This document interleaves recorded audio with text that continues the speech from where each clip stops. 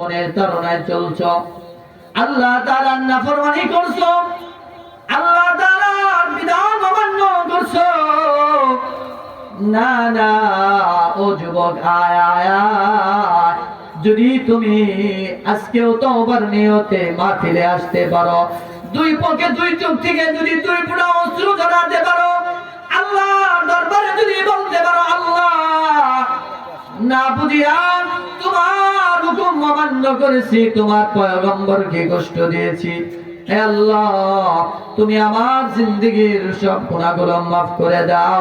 যদি কোনো বান্দা আল্লাহর দরবারে এরকম দু চোখ থেকে দুই ফোঁটা অশ্রু ঝরাতে পারে, ওই বান্দা তওবা করতে দেরি হয়, আল্লাহ তাআলা ওই বান্দার তওবা কবুল করতে দেরি করবে না। চিল্লা বলুন সুবহানাল্লাহ। আমার ভাইরা, বন্ধুরা আমার, বলছিলাম আল্লাহ নামের কম্পন আমাদের মধ্যে পাওয়া যায় না। আল্লাহ নামের কম্পনের কত দাম!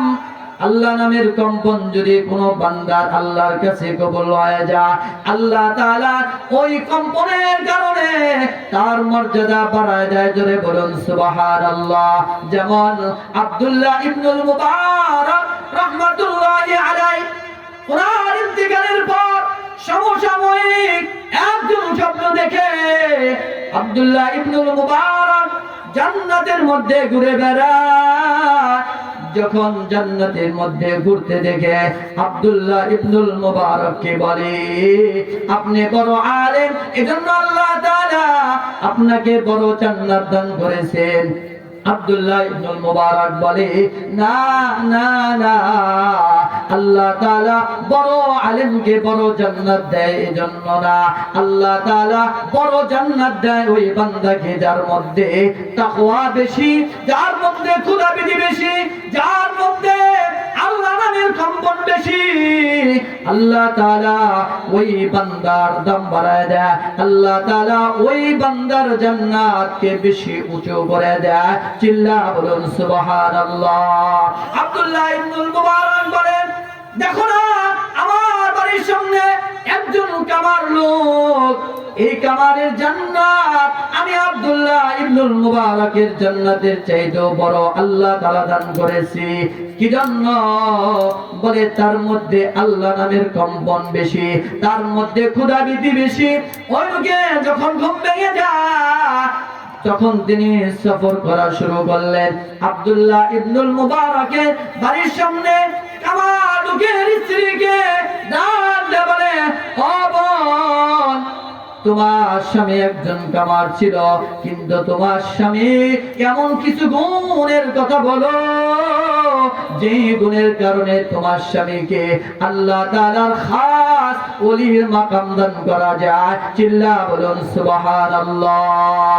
এবার কামারের স্ত্রী বলেন, আমার স্বামী তেমন কোনো গুণ ছিল না, তবে আমার স্বামীর দুইটা গুণ আমি আমার স্বামীর মধ্যে সব সময় দেখতাম।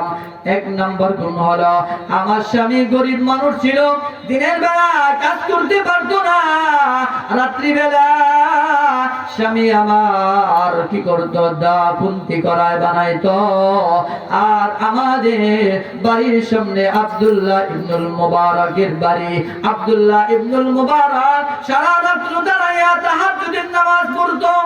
ও নওজওয়ান, ও বৃদ্ধ বাবা, পর্দার মা, আজকে তো তাহাজ্জুদের আমল চলে না, পাঁচ ওয়াক্ত নামাজই আমরা পড়ি না। কথা বলুন ঠিক না বেঠিক?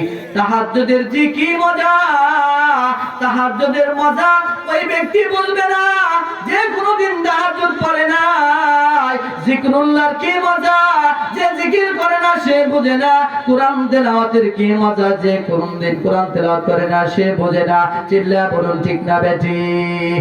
যারা কোরআন তেলাওয়াতের মধ্যে মজা পায় সে সারা রাত নামাজে দাঁড়ায় দাঁড়ায় কোরআন তেলাওয়াত করে।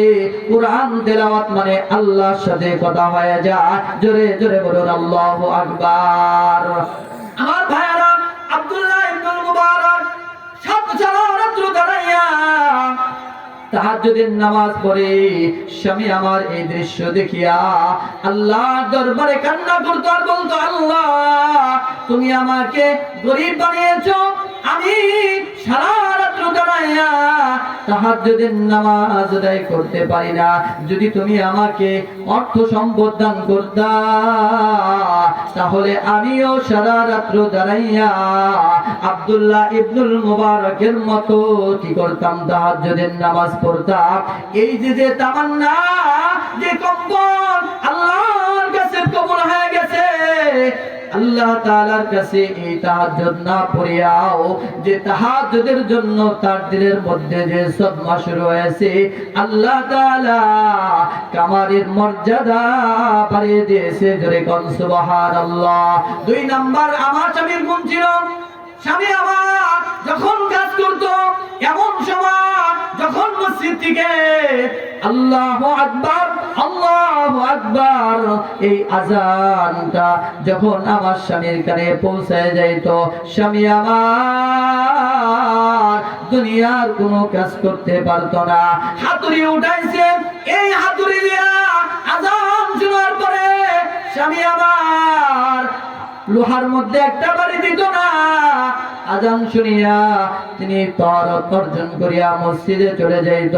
আল্লাহ তাআলা কুদরতি কদমে সিজদা দিয়া কান্না করত আর বলতো, আল্লাহ দুনিয়ার মানুষ আমাকে কামার বলে, আল্লাহ গো তোমার আহ্বান শুনে আমি একটা মুহূর্ত দুনিয়ার কোনো কাজ করি নাই, তোমার কদমে পড়ে আছি। আল্লাহ তুমি আমাকে ইয়া আল্লাহ দুনিয়ার মানুষের মতো কামার বলে ডাক দিও না।